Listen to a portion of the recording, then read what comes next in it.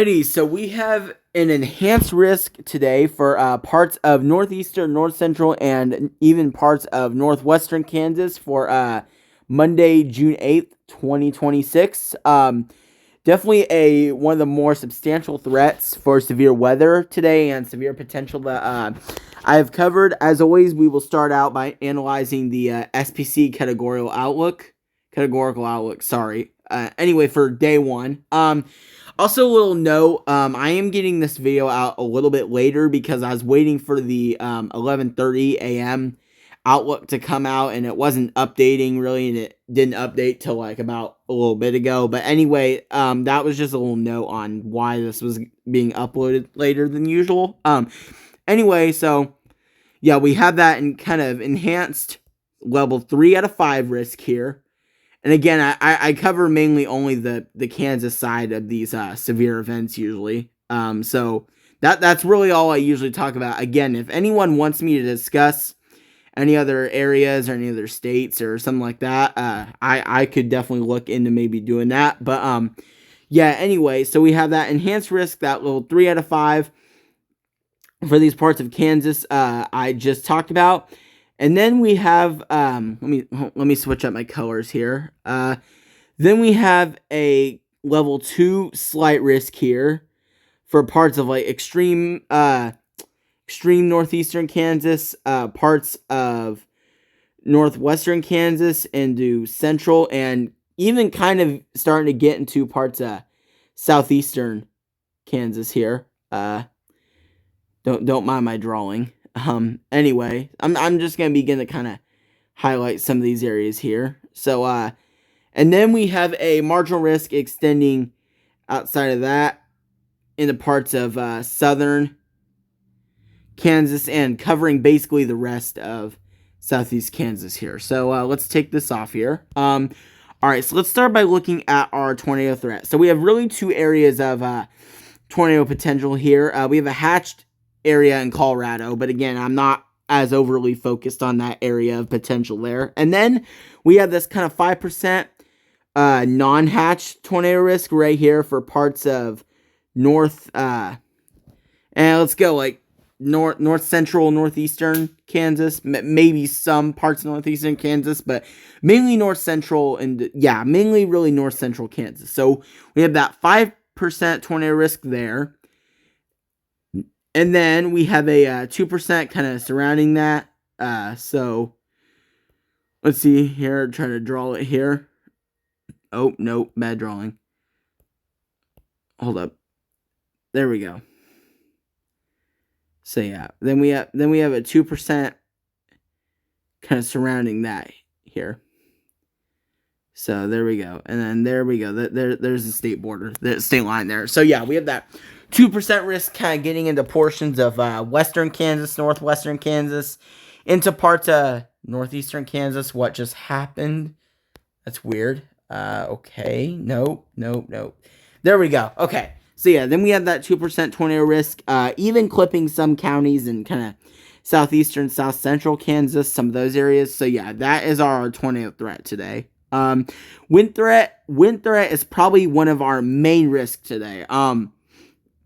This enhanced risk we have for today is mainly a wind-driven risk. We have a level, first off, we have a level 1, we have a conditional intensity grading 1 out of, I believe it's 3. So we have potential for damaging winds up to, it'd be around 70 miles an hour in this level, this conditional intensity grouping 1 risk here. So that goes into parts of, again, kind of getting into parts of southeast Kansas here, western Kansas, northwestern Kansas, and then even kind of into parts of like,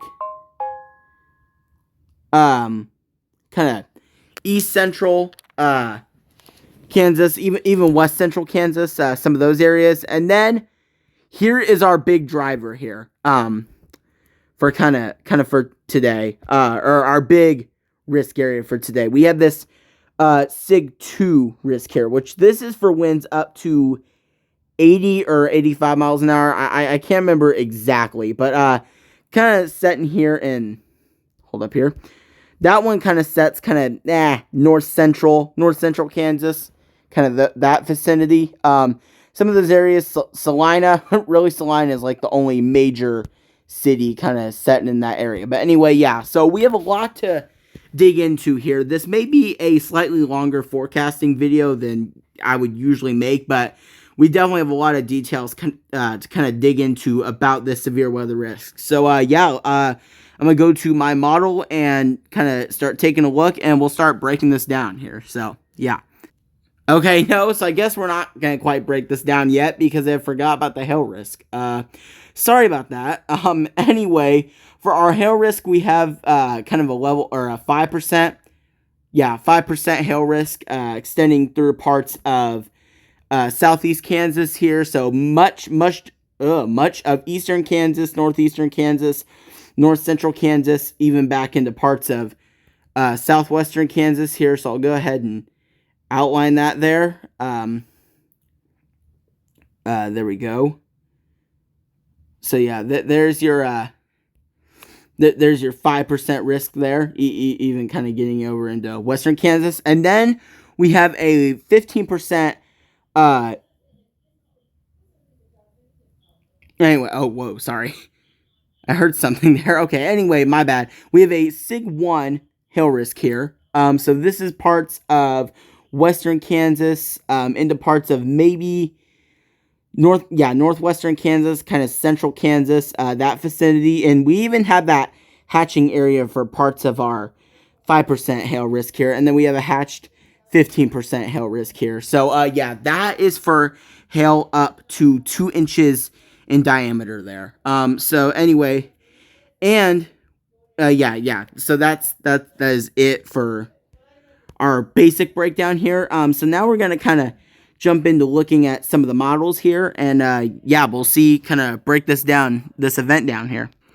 Okay, so first main ingredient we're going to take a look at here is our mixed layer CAPE. So again, CAPE, there are mixed layers of the atmosphere here. We have very appreciable CAPE at around 9 a.m. This would be around 9 a.m. this morning. We have CAPE, at least for sure, kind of through central parts of Kansas here. I will highlight this, just kind of circle this corridor here. Let me just, zoom it out a little bit more. So there we go. This kind of our enhanced corridor here of instability. This is as of 9 a.m. So we kind of through parts of north central Kansas, eastern, even getting into northeastern Kansas, and then parts of like west central Kansas. So that's as of 9 a.m. this morning. As we progress throughout the day, it kind of almost starts circulating a little bit, that instability, but you can see it definitely gets stronger, actually a lot stronger throughout the day here. So this would be at about 3 o'clock. This is about 1 o'clock here. So you can see CAPE definitely from about, maybe, let's see, for sure in our enhanced risk, probably about 3,000, nearly 4,000 joules per kilogram of CAPE here, especially in that enhanced risk area. And even down into parts of southeast Kansas here, we have about close to 2,000 joules per kilogram. So again, very, very appreciable instability throughout the mid-levels of the atmosphere, really all throughout the state of Kansas, except maybe for a few isolated areas. But throughout pretty much the whole state here, we have plenty of instability in those mixed layers of the atmosphere. As we continue to go on throughout the day, this is around 7 o'clock. That CAPE gets even a little bit stronger in some of these corridors. So maybe like Wichita, Great Bend, Emporia, Lincoln, some of these areas. Circle that kind of area there of those stronger CAPE values and stability values there. We have values in this area kind of going up from even close to maybe 45, 50, 100 in some areas, which when you get to about 50, 100, that's considered very appreciable instability in the area. And then as we continue to go on, so 7 o'clock, 8 o'clock, 9 o'clock, 10 o'clock, 11 o'clock, that CAPE kind of starts to diminish a little bit, at least in parts of our enhanced risk area. So the threat will probably really begin to diminish, at least on the Kansas side, by about, I'd say, 11 o'clock to midnight, most likely, is what we'd be looking at. At least most of the Kansas side. Maybe areas like Kansas City, Olathe, Paola, maybe even some of these areas, it might continue more into the overnight hours, but most of Kansas should be done with the threat by about that midnight hour, most likely. Okay, so now we are going to take a look at mixed layer convective inhibition. Again, this is the HRRR run for 9 o'clock this morning. We definitely have some, a little bit of a capping inversion all around, like, different parts of the state here, especially in, like, parts of southeastern Kansas here, south central, southwestern Kansas, even up into parts of northwestern, north central, really bunch of different areas of Kansas. We do have a little bit of that capping inversion in place. As we continue to go throughout the day, at least in our enhanced risk area, for sure, that cap definitely deteriorates at around maybe I'd say like 12 o'clock, 11, 12 o'clock, like kind of today, this morning, whatever.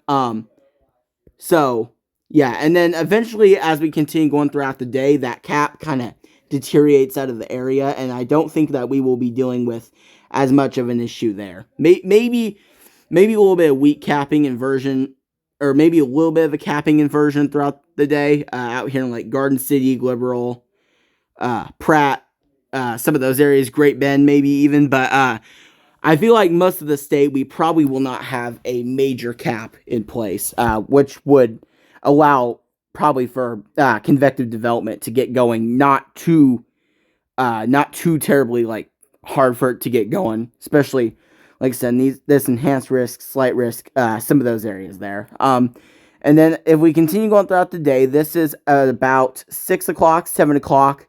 That capping inversion kind of starts to fill back in maybe a little bit. So this would be 8 o'clock, 9 o'clock, 10 o'clock. So about 10 o'clock, we really start to get that convective inhibition really to start filling in to most of the state, which would probably start to diminish that severe threat after about that point. So yeah, 10, 11, 12, that cap actually really builds back into some portions of our enhanced risk area, Manhattan, Emporia, Beloit, some of those areas. So I'd say probably after about 11 o'clock midnight, 10, 11 o'clock midnight, somewhere around that area, at least on the Kansas side, most of Kansas anyway, our threat really starts to diminish after that point. Okay, so now we're going to look at our moisture return, our dew points throughout Kansas here. Let's put back our day one outlook for today. So, very appreciable moisture return. Again, that should not be an issue for today's setup. Throughout most of the state, have maybe a corridor of slightly lower moisture return at this is about 9 o'clock this morning, maybe like southeast Kansas here a little bit. But most of Kansas, we have dew points maybe in the high 60s to low 70s to start out the morning.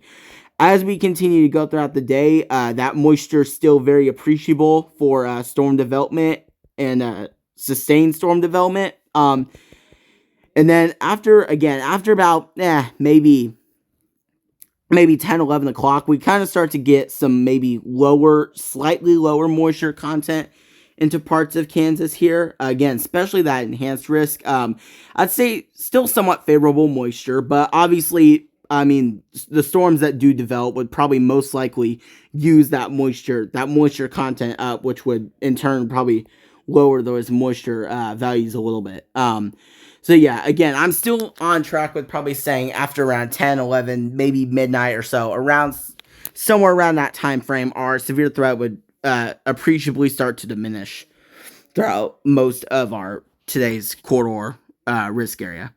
Okay, so now we're going to take a look at our different types of shear here. So first we got 0 through 1 kilometer bulk shear, basically surface level wind shear here.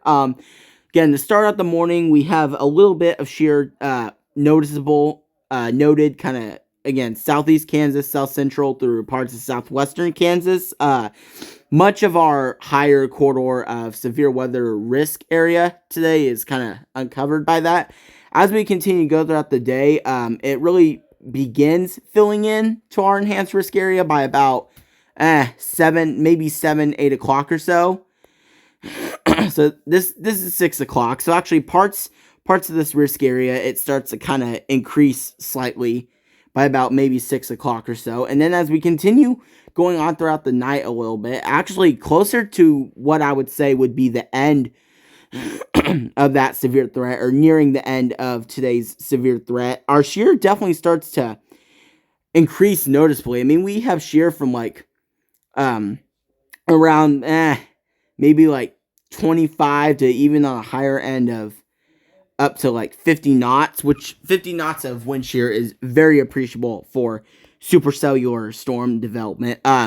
So yeah, throughout at least kind of this eastern part, even into the western part of our enhanced risk area, we have that decent ground level, kind of surface level shear. But again, by the time I think it really starts filling in here, our risk would be close to approaching its end in most of the state. And then even throughout like the night, even through parts of like southeast Kansas, south central Kansas, even maybe after that risk is already over, we start getting a lot of, or an enhancement in low-level shear here. So we'll have to see if that maybe plays an effect in anything later with our risk and our severe weather threat. But again, we'll just have to keep analyzing that with time today.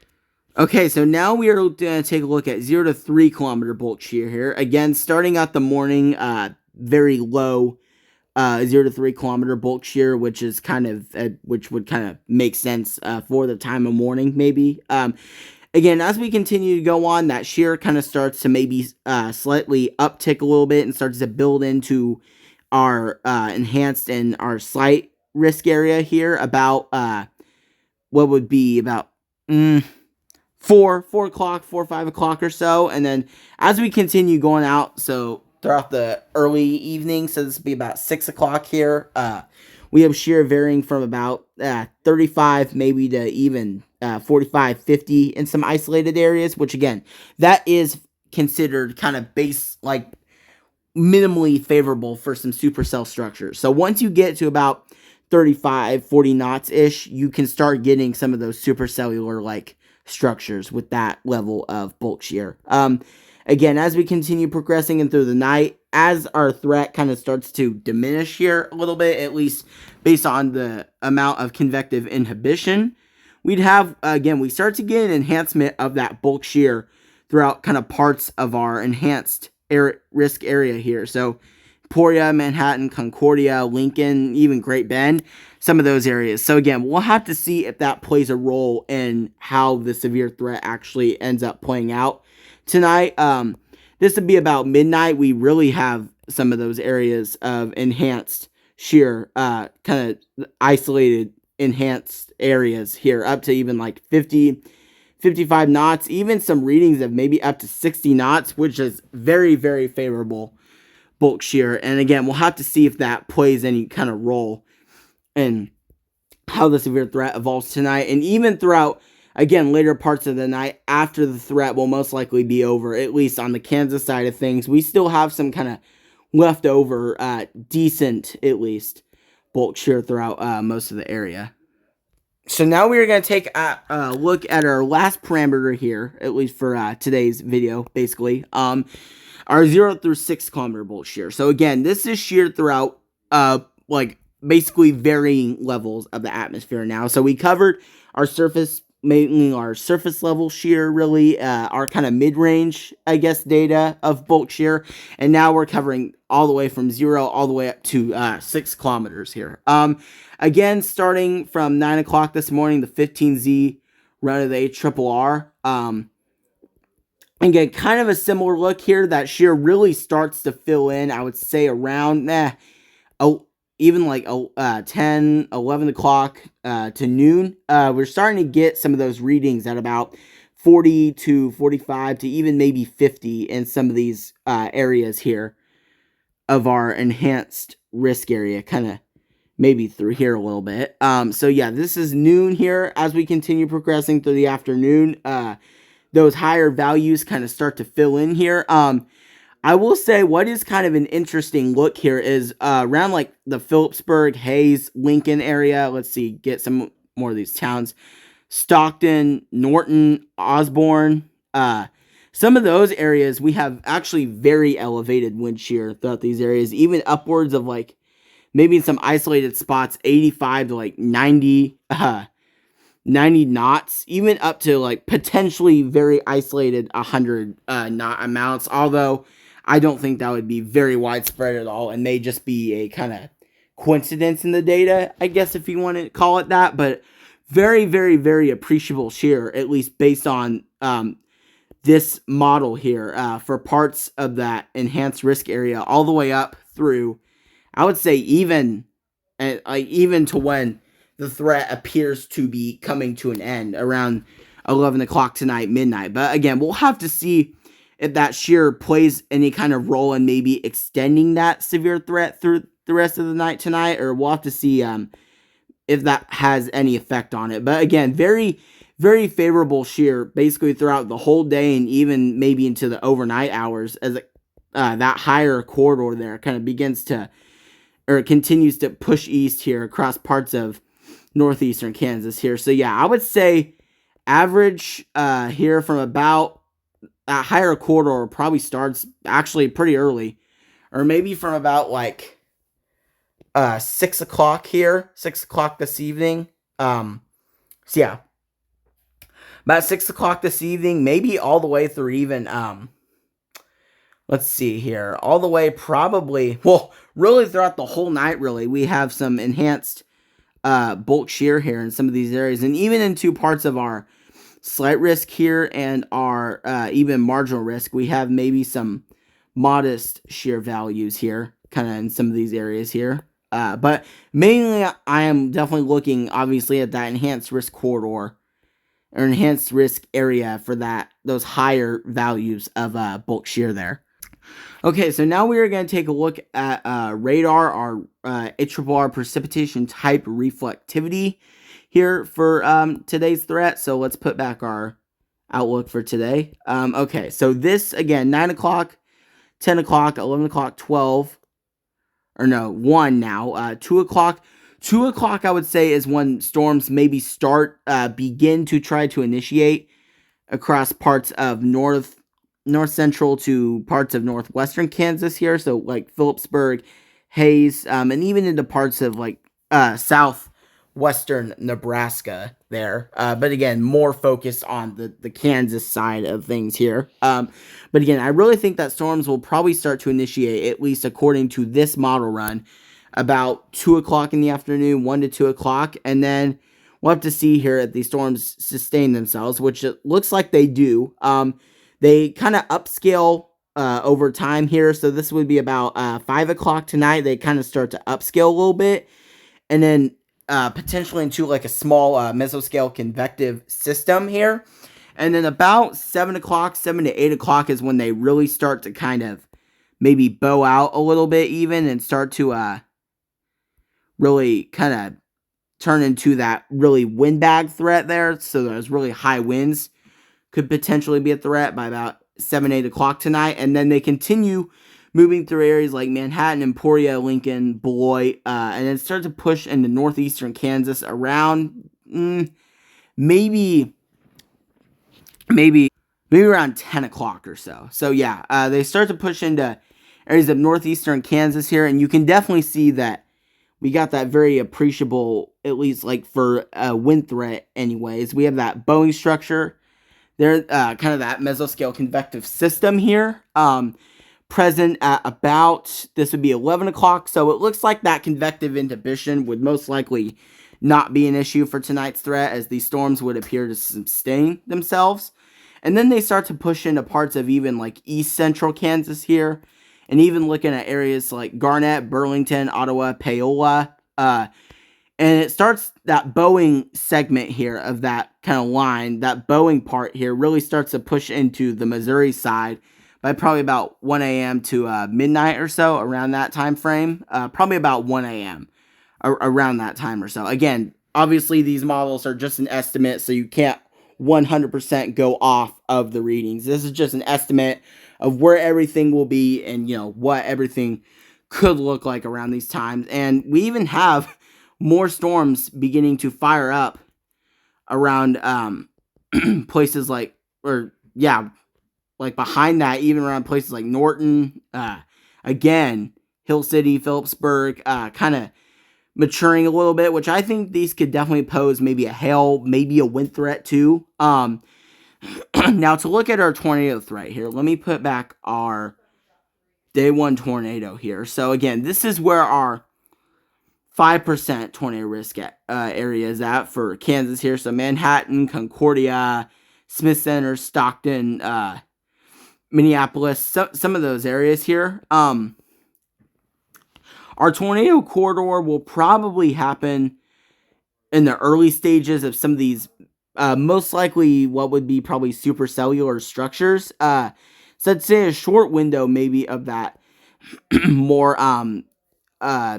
higher tornado potential. And again, anytime you have a line of storms, you can still have tornadoes embedded in that line called QLCS tornadoes. So again, we could really see an isolated kind of tornado in some of these areas. But again, this 5% area obviously is where we would be looking at a slightly elevated tornado threat with most likely any supercells that could stay isolated or maintain themselves before it upscales, or even embedded tornadoes in that line, which are usually quick and brief in nature, but not always. That's just typically how they are. And then again, we have storms kind of in, I'll be in Belleville. This is about 1 a.m.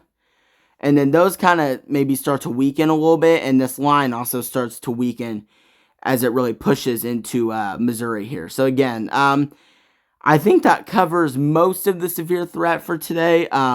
Again, I know this is actually a pretty long forecast for today, but there was a lot to kind of dig into and cover here. Again, hopefully, if you find this information useful to you, maybe you can kind of check out my other forecast videos I make on the channel. Definitely gonna have an active stretch of severe potential here for at least a little bit of time here. So yeah, hopefully this information was useful to you. Check out another video, maybe like or subscribe to the channel even. Support me or whatever. But anyway, that's all I got for today. And yeah, I will see you in my next weather video. All right, see ya.